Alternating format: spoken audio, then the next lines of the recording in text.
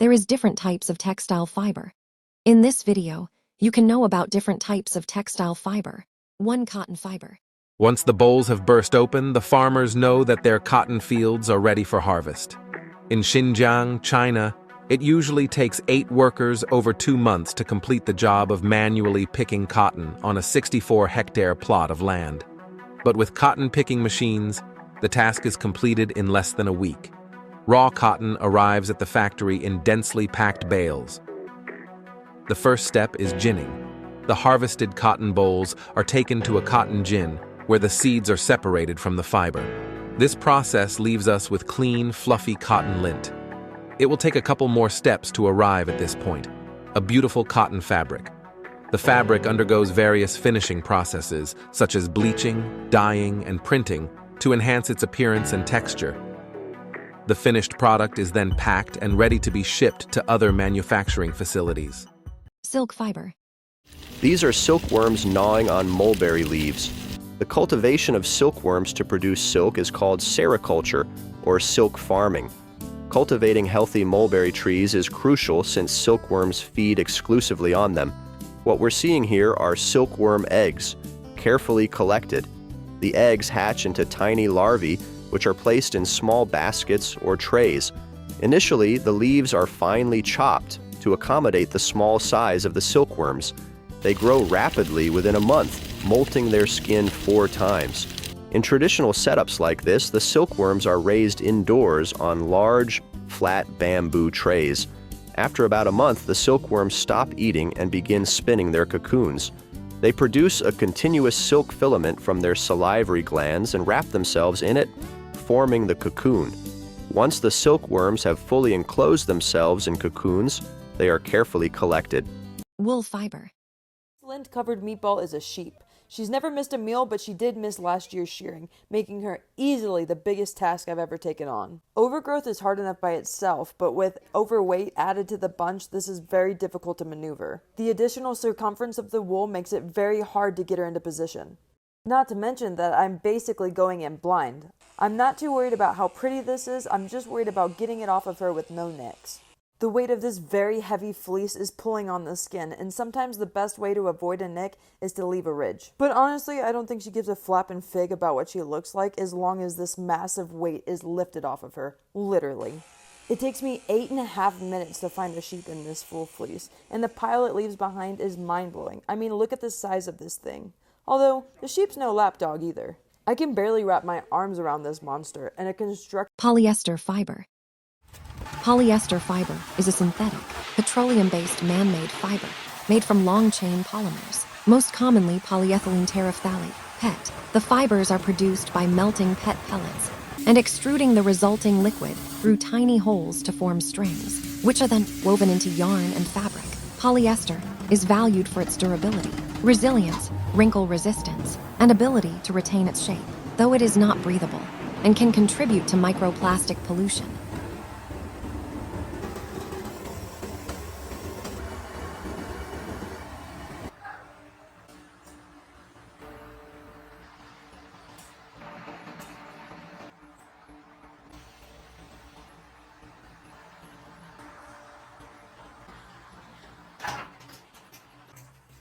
Nylon fiber.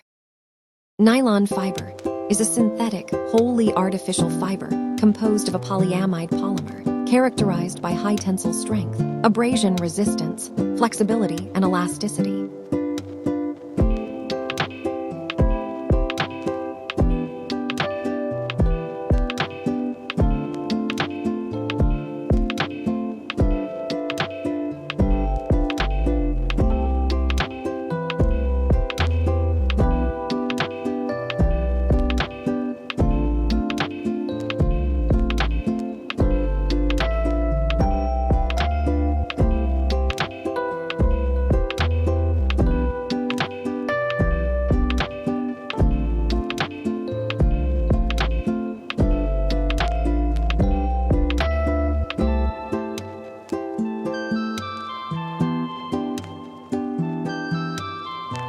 Jute fiber. Ancient Chinese summer cloth, made from jute, was a primary material for summer garments due to its excellent breathability, Summer cloth is a traditional fabric made from jute. The process begins with harvesting. Jute is collected when it reaches the appropriate height. After harvesting, the jute stems are soaked in water for several days to separate the fibers from the woody parts. The soaked stems are then stripped to remove the outer bark and extract the inner fibers. These fibers are separated into strips and need to be dried in the sun. Drying not only prevents mildew, but also strengthens the fibers. The dried fibers are then combed and spun into yarn using traditional spinning tools, such as hand spindles or spinning wheels. The yarn is subsequently woven into cloth using a loom. Linen fiber. Linen fiber is a strong, natural cellulosic fiber extracted from the stems of the flax plant, Linum usitatissimum, that is woven into fabric used for clothing, bedding, and other textiles.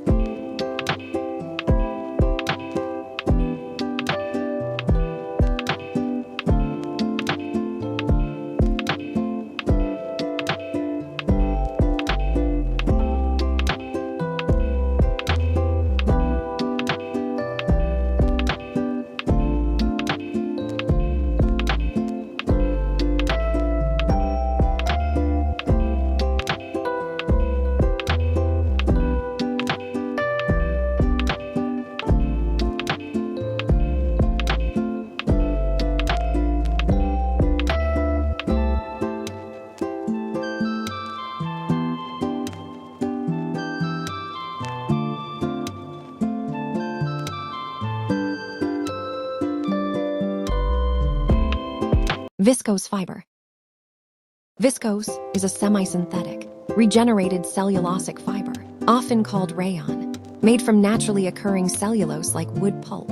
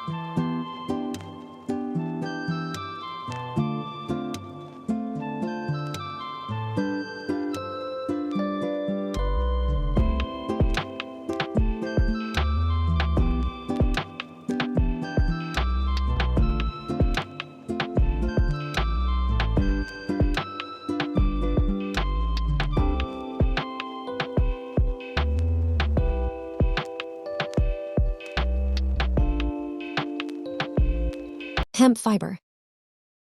Hemp fiber comes from the stalks of the cannabis sativa plant, specifically the bast fibers from the outer layer of the stem.